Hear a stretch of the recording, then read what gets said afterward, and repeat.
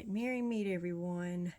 So I'm going to do something a little different today for the month of February's readings. So it's going to be a pick a card. We have 4 cards and I'm going to read from the book on some of this, and then I'm going to give you my intuitive thoughts on this. Okay, so first up we have the Leo lighter. Then we have the bow or twine, whatever you want to call it. And then we have the rose. So I'm going to try my best to keep this in view and have it organized where you can see everything, but I have like limited space. So just bear with me. And it's also going to be a little bit longer of a video, so bear with me. We'll get through this. So this is going to be for February 1st, which is the full snow moon in Leo. So this is about courtship, babies, fertility, children, sex, love, and relationships. And also, let's see, I think we have a Mercury retrograde coming up. Yeah. So February 26th through March 20th is the Mercury retrograde in Pisces. So this is going to be about foggy thoughts, emotional sensitivity, and dreamlike thoughts.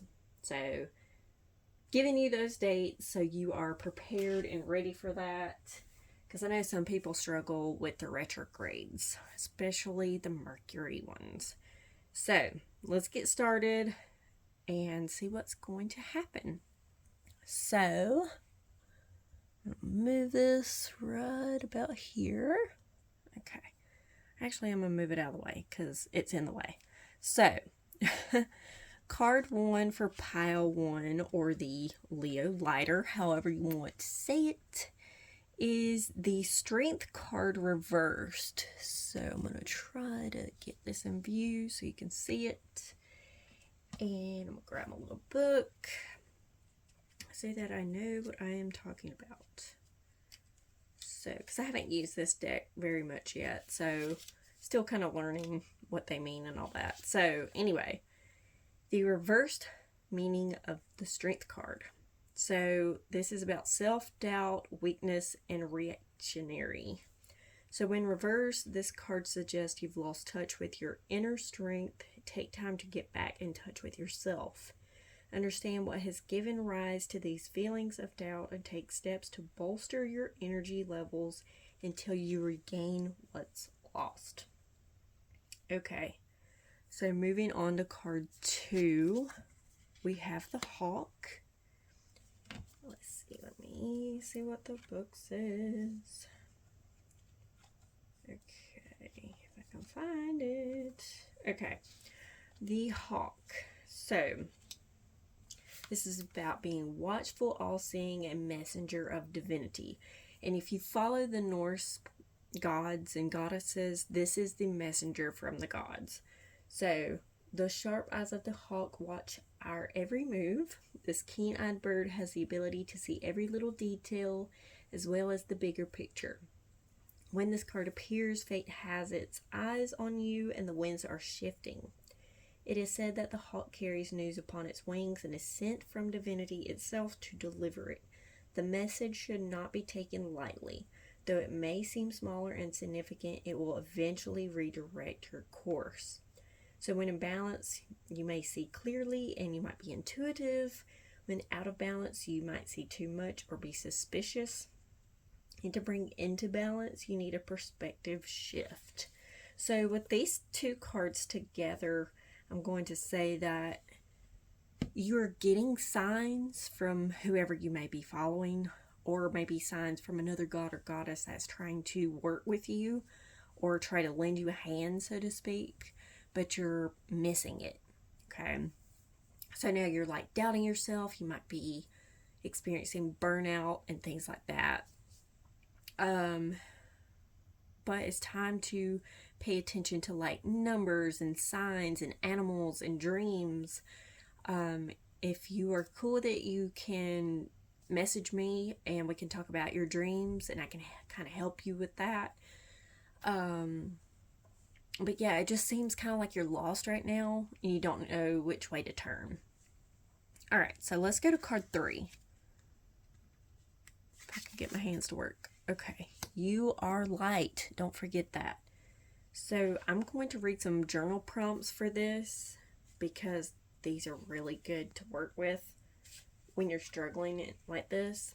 So let's see. In what ways are you sharing your gifts with the world? In what ways are you appliquing your light? I think that's how you say that.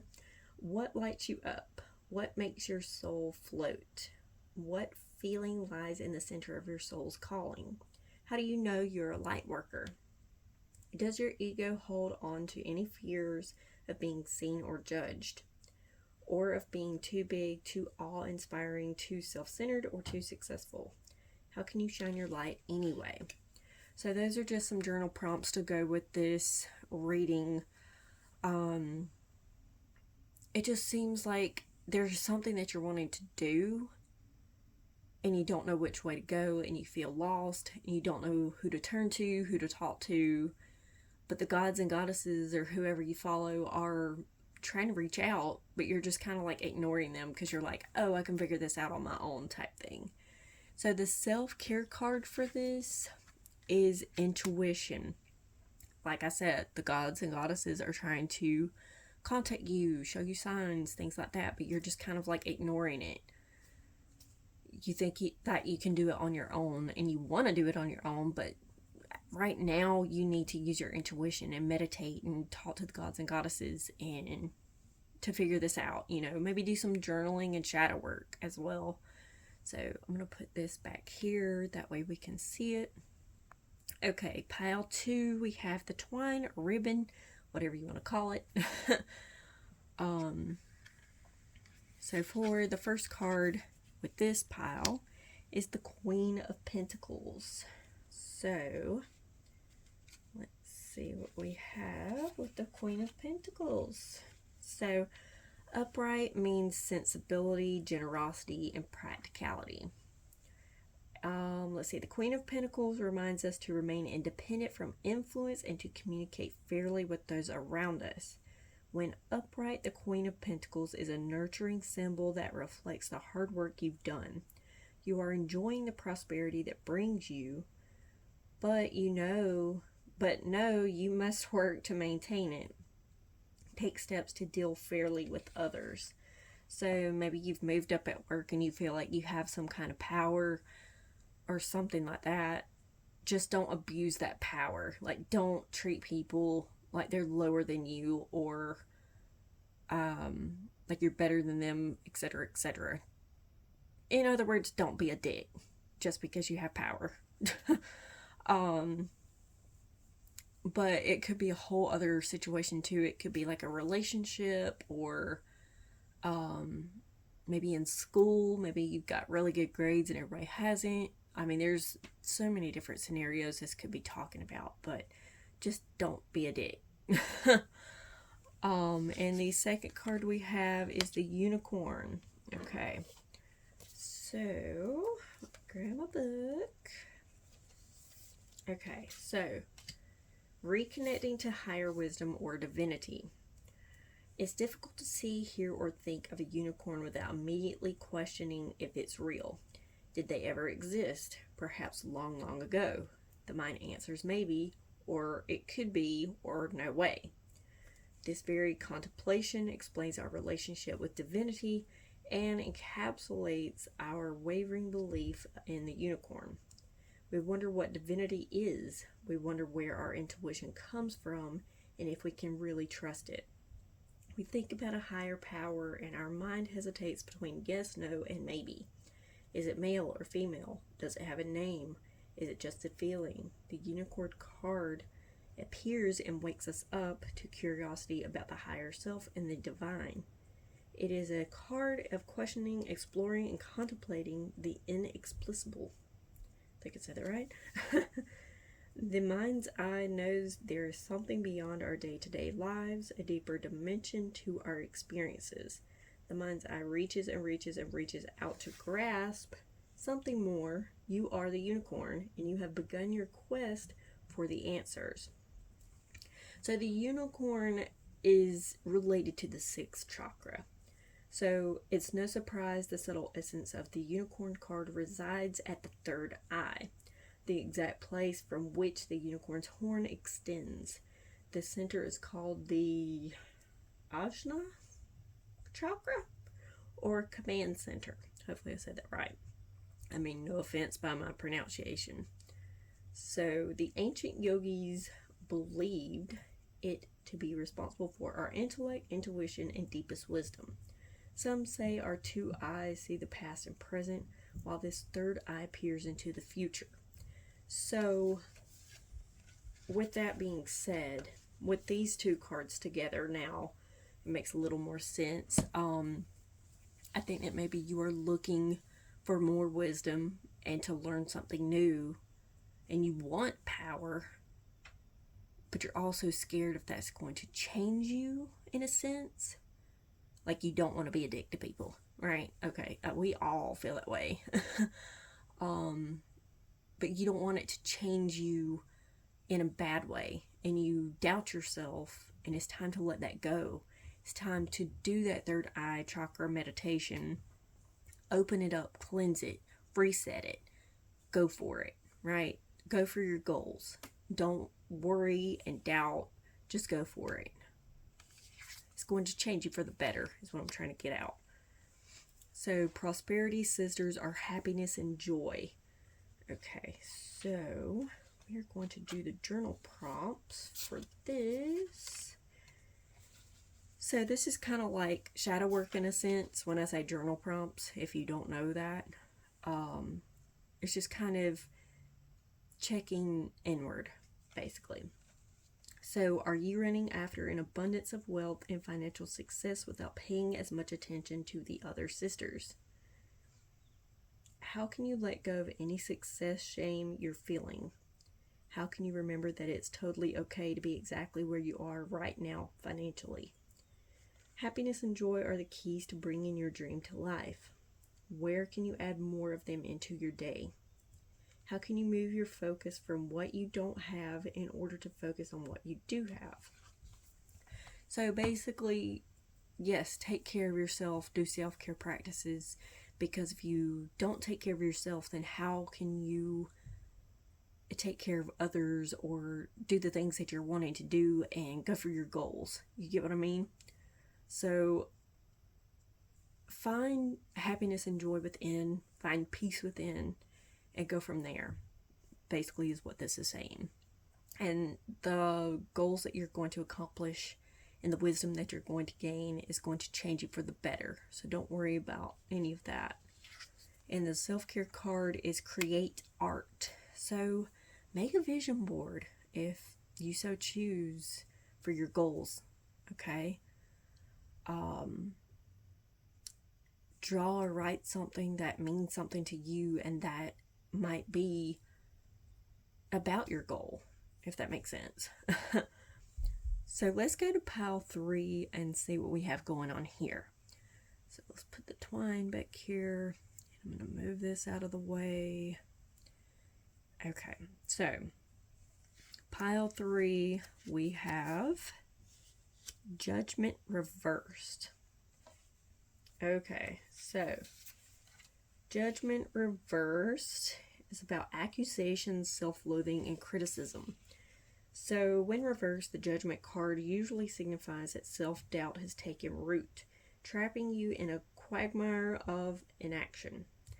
This card is just a reminder that you need to ignore your inner critic and do what must be done. Take steps to pull yourself out of the mud and move forward. Quit talking badly about yourself. Stop that negative self-talk. Do some shadow work if you must. I have a class on Udemy if you are interested. It's about shadow work and, negative self-talk and things like that. So do the work.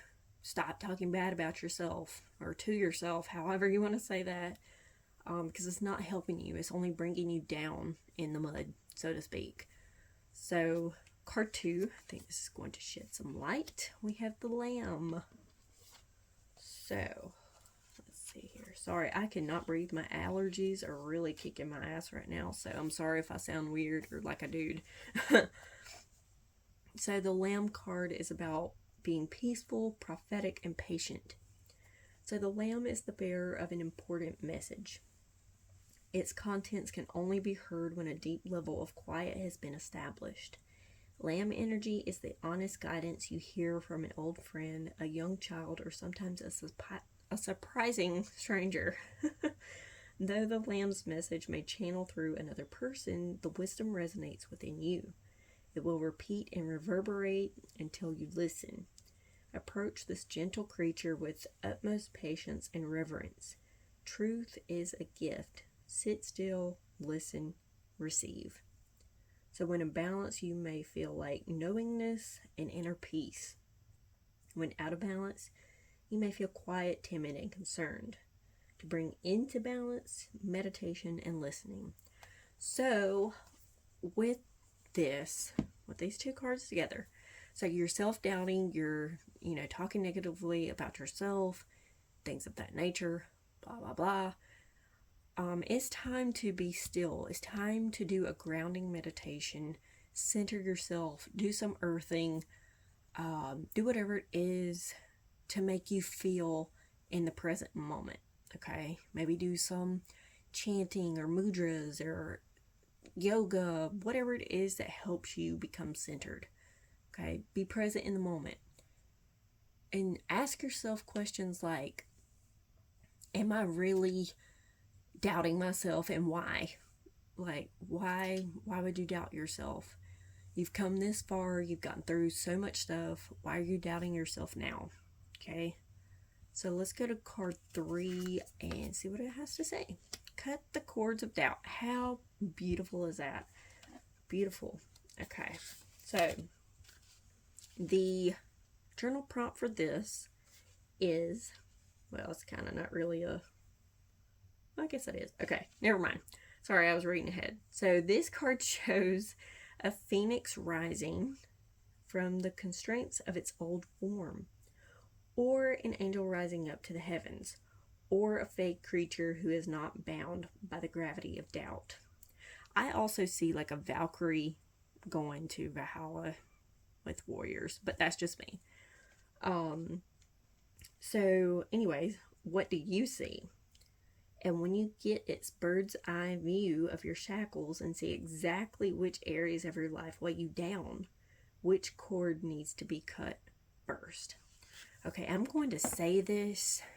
If you have childhood trauma or past repressed feelings, those should go first. That's just my opinion. You need to do some journaling, do some shadow work, write a letter to whoever it is that's bothered you or is bothering you. Either give it to them or burn it. If you can't talk to this person, just burn it. Okay, the universe will do the work, okay? But this is screaming shadow work and a grounding meditation. Maybe do an Epsom salt bath like I've talked about in the past. Maybe do some elemental work there. Whatever makes you comfortable. Whatever makes you happy, makes you feel grounded and in the present moment. Okay? You are not what you think you are. Okay? We are our own worst critics. Okay, I'm preaching to myself on this one. We beat ourselves up a lot, more than we should. And a lot of times it's how we were raised, because we learn everything from our parents. And I'm not dissing on no parents, okay, because there's a lot of good parents out there. But if you had parents that always called you names and pushed you around and hit you and things like that, that's going to cause a lot of damage to our self-esteem, which is going to cause negative self-talk, because we think in our heads, oh, well, our parents told us that, so it must be true because they love us. You know what I mean? No, that's a fucking lie. It's not true. It's not true. They have trauma of their own, and they are projecting that onto you, and that's not cool. So don't believe what others say about you, and be present in the moment, ground yourself, and know who the fuck you are, okay? You are awesome and amazing, and you've been through a lot, and you've gotten through it, and you're a badass. So if you need encouragement, I will be your cheerleader, okay? So the self-care card for this, since I chased a rabbit, connect with fire. Okay, this is beautiful because if you do some journaling and shadow work and things of that nature and you write, this would be the perfect time to burn those pages, okay? Let that shit go. Watch all of those feelings and emotions on that paper burn into the universe, okay? So, with that being said, I hope everyone has a wonderful full moon in Leo, and I will see you in the next video. Thank you.